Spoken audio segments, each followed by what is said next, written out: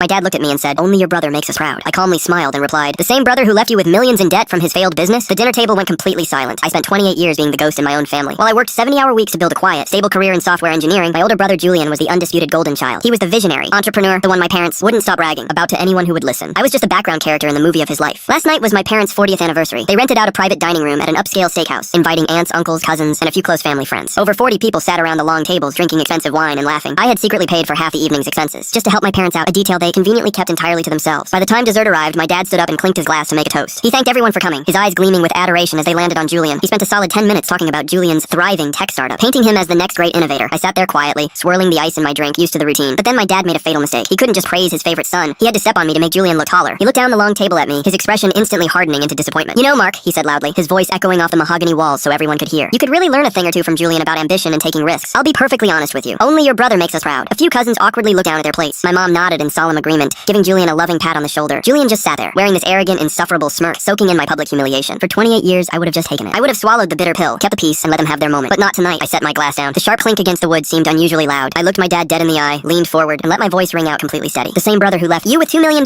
in debt from his failed business." The entire room went completely, suffocatingly silent. You could have heard a napkin hit the floor. The color drained out of my dad's face in a millisecond. Julian's smirk vanished, replaced by sheer, wide-eyed panic. "What are you talking about?" my uncle whispered from across the table, his fork suspended in midair. "Shut up, Mark!" my dad barked, his voice suddenly trembling with raw terror. "Don't you dare!" "Oh, I'm sorry. Are we not being honest?" I interrupted, slowly standing up. "Because if we're talking about ambition, we should probably talk about how Julian hasn't had a functioning company in 3 years. How his brilliant startup went under because he blew the seed money on leased sports cars and VIP tables in Vegas." My mom started crying, desperately begging me to sit down and be quiet. But the dam had finally broken, and I was taking it all down. I looked around the room at my utterly shell-shocked relatives. Did they tell you why they abruptly downsized their house last month? Why Dad came out of retirement at 68? It wasn't to simplify their lives. It was to save Julian from federal bankruptcy and a massive fraud lawsuit. They mortgaged their entire future to cover up his failures. Julian was staring at his lap, physically shaking, refusing to make eye contact with a single person in the room. "You ruined this family," my dad hissed, tears of pure, unadulterated shame welling in his eyes. "No," I replied, grabbing my coat from the back of the chair. "I just stopped lying for it." I walked out of the restaurant, leaving them to explain their $2 million secret to a room full of highly judgmental relatives. I didn't pay the rest of the bill. Let the golden boy figure it out.